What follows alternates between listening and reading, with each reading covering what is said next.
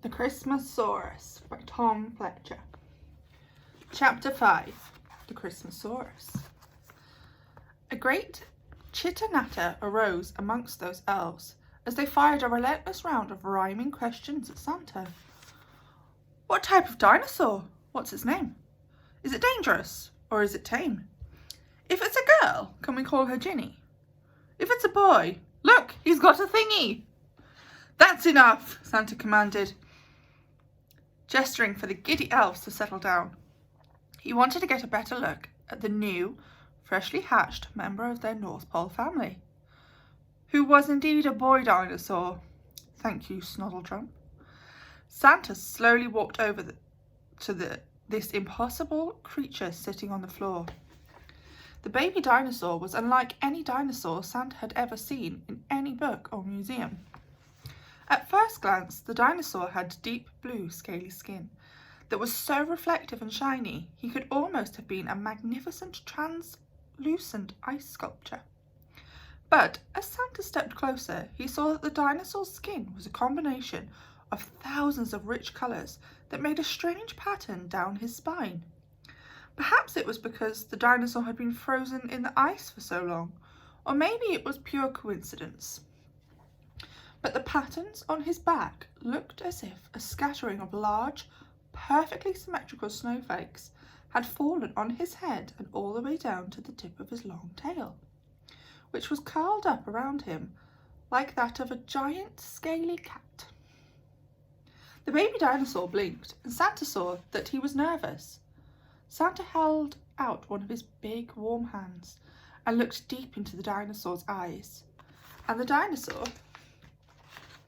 relaxed instantly. That was one of Santa's special tricks. If you looked into Santa's kind, jolly eyes, all your troubles and worries would melt away like icicles in the sunshine. Santa put his hand on the dinosaur's scaly head and said happily, "You've arrived just in time for me to say this to you. Merry Christmas." And as Santa patted his head, the dinosaur's tongue flopped merrily out of his smiling mouth. After millions of years inside a frozen egg, he couldn't have defrosted in a more magical place.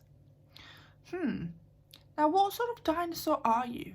Santa said to himself while combing bits of eggshell from his beard. Snozzletrump, skip to the library, please, and fetch the encyclopedia.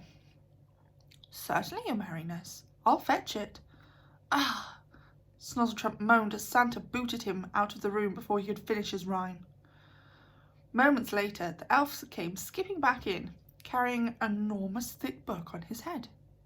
Right, said Santa, pushing up his brass-framed spectacles. Lifting the book from the elf, he began flicking through the pages. Let's see, apple pie, big bogies, bigger bogies, candy floss. Here we are, dinosaurs. Santa threw the book open onto the ground for all the elves to see. On the pages were hundreds of illustrations of every kind of dinosaur you could possibly think of. Scaly ones with horns, horny ones with scales, red ones with claws, blue ones with paws, feathery ones with flappers, leathery ones with snappers, meat-eaty ones, veg-gobbly ones. But not a single drawing or description of the hundreds and hundreds in the book looked anything like the dinosaur sitting in front of him. The elves cried out, "He's not in here! Honest, look! He's not any dinosaur in this book!"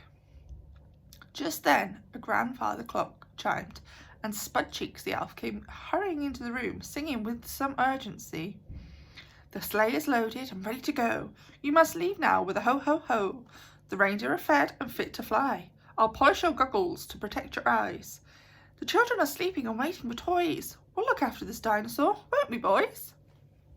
"And girls," shouted Starlump and Sparklefoot, even though it didn't rhyme.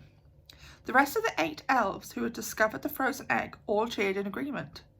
Spudcheeks was right. It was time for Santa to leave and to do his duty, for it was Christmas Eve, the one night of the year that Santa could not be distracted. Santa nodded and stood up to go, but before he left the room, he felt a tiny tapping on his leg. He looked down and saw Sprout the elf standing at his boot, staring up whilst nervously stroking the baby dinosaur's smooth scales. "Santa, please don't leave before you name this Christmas dinosaur," Sprout said ever so sweetly. A Christmas dinosaur, Santa said to himself. A wide, merry smile suddenly grew on his face. A Christmas dinosaur.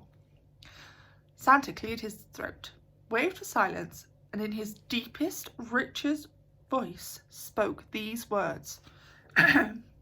"My wondrous little North Pole elves, you must congratulate yourselves, for I believe beyond a doubt a miracle has come about. It's sitting right here on the floor, looking like no other dinosaur." All the elves listened with tears welling in their tiny elf eyeballs. It wasn't often Santa spoke to them like this, but when he did, boy, he could do it with style. He continued, "Another year you've served me well, through good times and the tough as well, but I shall not forget the night an egg was dug up from the ice. And here he sits, this nameless creature, with such fantastic festive features. That there is just one name for him. Come one, come all, come hear me sing. This Christmas dinosaur before us shall henceforth be known as the Christmasaurus." The Christmasaurus let out a long, happy roar, and the North Pole elves replied with a cheer.